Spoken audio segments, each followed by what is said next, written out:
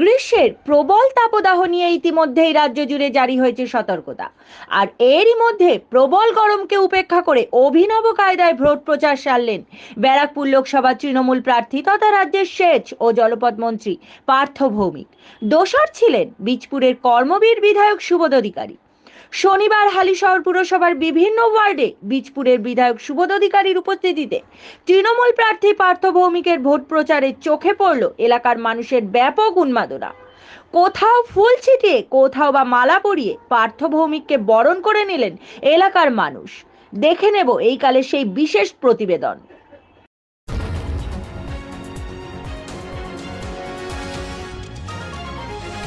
আপনারা দেখছেন এইকাল.in, সঙ্গে থাকুন, ভরসা রাখুন।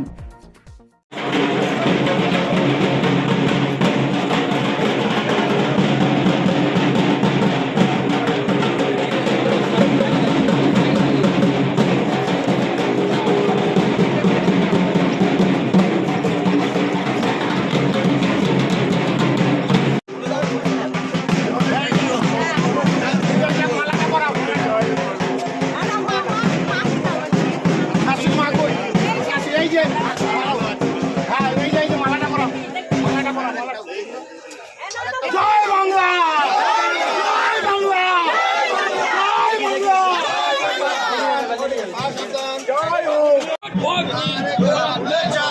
ভোট ভোট ভোট দিন, ভুলে চাপ দিন, ভোট ভোট ভোট দিন, ভুলে চাপ দিন।